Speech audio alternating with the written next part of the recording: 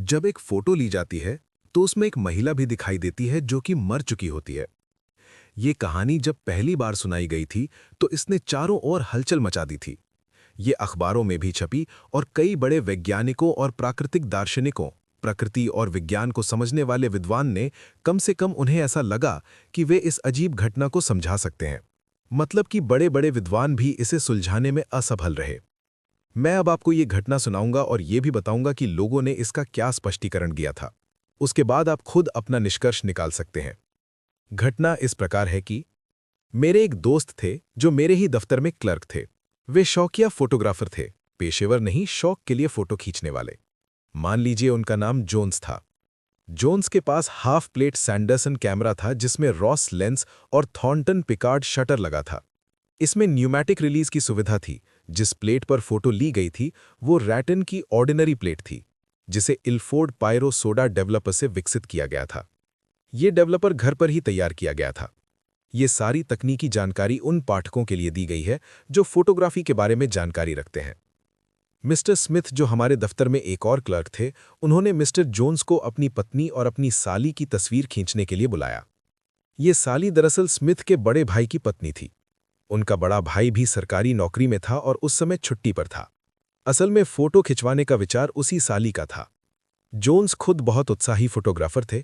उन्होंने दफ्तर में सभी लोगों की तस्वीरें खींची थी, यहां तक कि चपरासी और सफाई कर्मियों की भी, और उन्होंने हर व्यक्ति को जिसकी वे फोटो खींचते थे उनकी तस्वीरों की एक प्रति भी देते थे।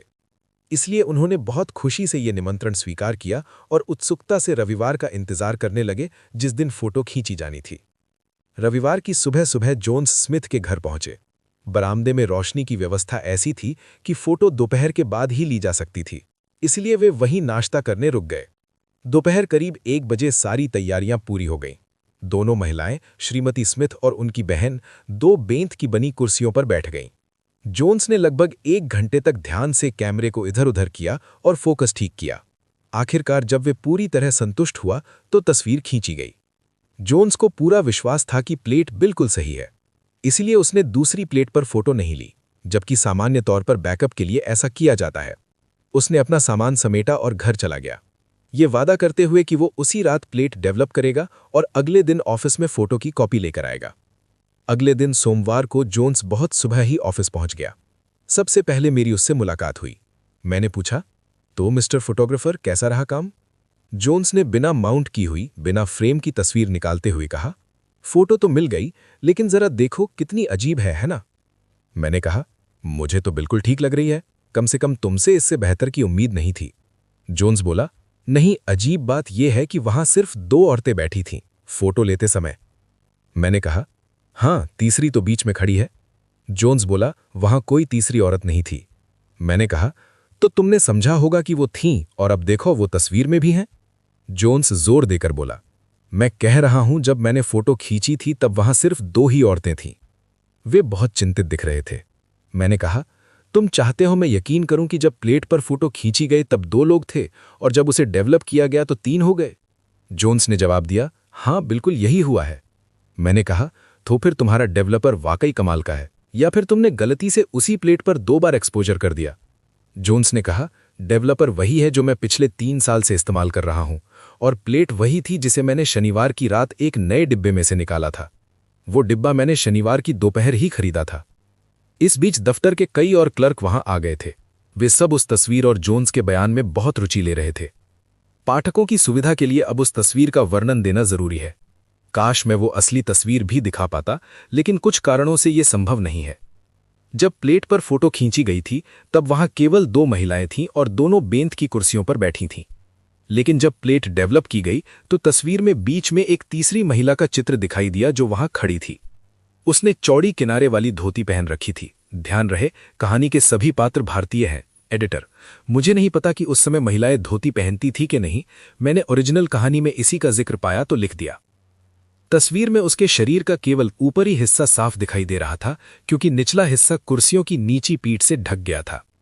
वे स्पष्ट रूप से कुर्सियों के पीछे खड़ी थी, इसलिए उसकी छवि थोड़ी धुंधली थी। फिर भी तस्वीर में हर चीज बिल्कुल साफ दिखाई दे रही थी, यहां तक कि उसके दाएं कंधे के पास धोती के छोटे से खुले हिस्से में उसकी लंबी माला भी साफ दिखाई दे रही थी। उसने अपने हाथ कुर्सियों की पीठ पर टिकाए थे। उसकी उंगलियां लगभग पूरी तरह धुंधली थीं, लेकिन उसकी दाहिनी हाथ की अनामिका में पहनी हुई अंगूठी साफ दिखाई दे रही थी। वे लगभग 22 साल की खूबसूरत, छोटी कद की और पतली महिला लग रही थी। उसके कान की एक बाली भी स्पष्ट दिखाई दे रही थी, हालांकि उसका चेहरा थोड़ा धुंधला था। एक और बात जो उस समय तो हमारी नजर में नहीं आई, लेकिन बाद में ध्यान गई। तीनों महिलाओं के पीछे एक सलाखों वाली खिड़की थी। दोनों ओर बैठी हुई महिलाओं के शरीर ने नीचे की तरफ कुछ हिस्से में उन सलाखों को ढक दिया था, लेकिन बीच में खड़ी महिला आधी पारदर्शी थी, क्योंकि उसके पीछे की खिड़की की सलाखें हल्के रूप में उसकी फोटो के आर पार दिख रही थीं। हालांकि उस समय हमने इस बात पर ध्यान नहीं दिया, हम तो बस जोन्स पर हंस रहे थे और उसे समझा रहे थे कि शायद वो नशे में था या सो रहा था। उसी समय हमारे दफ्तर में काम करने वाले श्रीमान स्मिथ अंदर आए, अपनी पैंट की क्लिप उतारते हुए। उन्होंने बिना फ्रेम की हुई तस्वीर हाथ में ली, उसे 1 मिनट तक देखा और उनका चेहरा लाल, नीला, हरा होकर अंत में बहुत पीला पड़ गया। हमने स्वाभाविक रूप से उनसे पूछा कि क्या हुआ। तब उन्होंने कहा, बीच में जो तीसरी महिला खड़ी है वो मेरी पहली पत्नी है, जिसकी मृत्यु को अब 8 साल हो चुके हैं। उसकी मृत्यु से पहले उसने कई बार मुझसे कहा था कि उसकी एक तस्वीर खिंचवा ली जाए। वे अक्सर ये कहती थी कि उसे पहले से एहसास है, पूर्वाभास है कि वो जल्दी मर जाएगी। मैं इसके पूर्वाभास पर विश्वास तो नहीं करता था, लेकिन मैंने उसकी बात का विरोध भी नहीं किया। एक दिन मैंने गाड़ी मंगवाई और उसे तैयार होने के लिए कहा। हम किसी अच्छे फोटोग्राफर के पास जाकर उसकी तस्वीर खिंचवाने वाले थे। वे तैयार हो गईं और गाड़ी भी आ गई, लेकिन जैसे ही हम निकलने ही वाले थे, खबर आई कि उनकी मां की तबीयत बहुत गंभीर है। इसलिए हम तस्वीर खिंचवाने के बजाय उनकी मां से मिलने चले गए। उनकी मां बहुत बीमार थी, इसलिए मैंने उसे वहां छोड़ दिया। इसके तुरंत बाद ही मुझे ड्यूटी पर दूसरे स्टेशन भेज दिया गया और मैं उसे वापस नहीं ला सका। मैं 3.5 महीने बाद लौटा। तब उनकी मां तो ठीक थी, लेकिन मेरी पत्नी नहीं। मेरे लौटने के 15 दिन के भीतर ही उसकी प्रसव ज्वर से, प्रसव के बाद होने वाले संक्रमण, तेज बुखार से मृत्यु हो गई। उसके साथ बच्चे की भी मृत्यु हो गई। उसकी कोई तस्वीर कभी खींची नहीं गई थी। जिस दिन वो मेरे घर से आखिरी बार निकली थी, उसने यही हार और झुमके पहने थे जो आप तस्वीर में उसे पहने देख रहे हैं। ये गहने अब मेरी वर्तमान पत्नी के पास हैं, लेकिन वो इन्हें आम तौर पर नहीं पहनती। ये बात मेरे लिए मानना बहुत कठिन था, इसलिए मैंने तुरंत ऑफिस से बिना बताए छुट्टी ली, फ्रेंच लीव, बिना अनुमति लिए ऑफिस छोड़ना, तस्वीर उठाई और साइकिल पर सवार होकर तेजी से श्रीमान स्मिथ के घर पहुंचा। वहां मैंने श्रीमती स्मिथ से मुलाकात की। तस्वीर में तीसरी औरत को देखकर वे बहुत हैरान हुई, लेकिन वे पहचान नहीं पाई कि वो कौन है। ये तो मुझे पहले से ही उम्मीद थी, क्योंकि अगर स्मिथ की कहानी सच थी तो उनकी वर्तमान पत्नी ने अपनी पति की पहली पत्नी को कभी नहीं देखा था। लेकिन स्मिथ के बड़े भाई की पत्नी ने तस्वीर को देखते ही उस औरत को पहचान लिया। उन्होंने उसी कहानी को दोहराया जो स्मिथ ने पहले ही उसी दिन मुझे बताई थी। उन्होंने हार और झुमके भी निकालकर मुझे दिखाए ताकि मुझे यकीन हो जाए।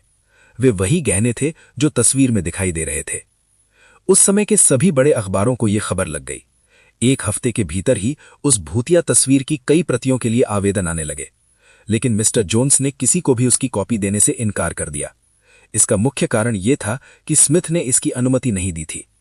हालांकि मेरे पास उसकी एक कॉपी है, लेकिन स्पष्ट कारणों से मैं उसे किसी को दिखा नहीं सकता। उस तस्वीर की एक कॉपी अमेरिका और एक इंग्लैंड भेजी गई थी, लेकिन अब मुझे ठीक ठीक याद नहीं कि किसे भेजी गई थी। मैंने अपनी कॉपी एक पादरी को दिखाई, जिनके नाम के साथ MA, DSc, BD आदि उपाधियां थीं। मैंने उनसे अनुरोध किया कि वे इस अजीब घटना का कोई वैज्ञानिक कारण बताएं। उन्होंने इस तरह समझाया, उनके शब्द मैं ठीक ठीक नहीं दोहरा सकता, लेकिन उनका मतलब यही था।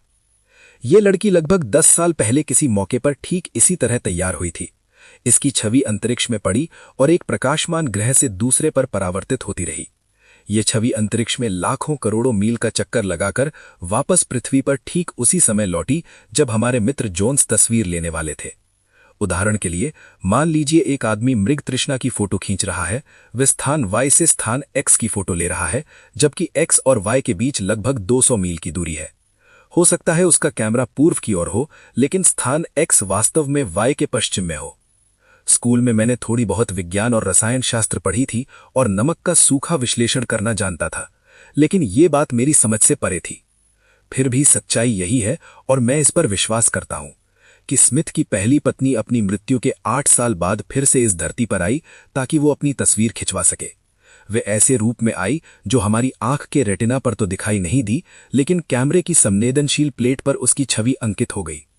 मैं दोबारा कहता हूं, वे आंखों को नहीं दिखी, क्योंकि तस्वीर खींचते समय जोन्स कैमरे के सामने बैठी महिलाओं को ही देख रहा था जब उसने न्यूमैटिक रिलीज दबाया था। ये कहानी बहुत अद्भुत है, लेकिन यही वास्तव में हुआ है। स्मिथ का कहना है कि यह पहली बार था जब उसने अपनी मृत पत्नी को देखा या उससे किसी प्रकार का संकेत पाया। भारत में आम धारणा है कि अगर किसी मृत पत्नी की आत्मा धरती पर वापस आती है तो वो पति को बहुत परेशान करती है, लेकिन शुक्र है स्मिथ के साथ ऐसा कुछ नहीं हुआ। अब इस घटना को घटे 7 साल से भी ज्यादा का समय बीत चुका है और वे महिला फिर कभी दिखाई नहीं दी। मैंने कई बार सोचा कि उन दोनों महिलाओं की दोबारा एक तस्वीर खिंचवाई जाए, लेकिन कभी स्मिथ से ये प्रस्ताव रखने की हिम्मत नहीं जुटा पाया। दरअसल इसी उद्देश्य से मैंने खुद फोटोग्राफी सीखी थी, ताकि मैं ये तस्वीर खींच सकूं। लेकिन जैसा मैंने कहा, मैं कभी स्मिथ से अपनी इस इच्छा के बारे में बात नहीं कर पाया और शायद कभी कर भी ना पाऊं।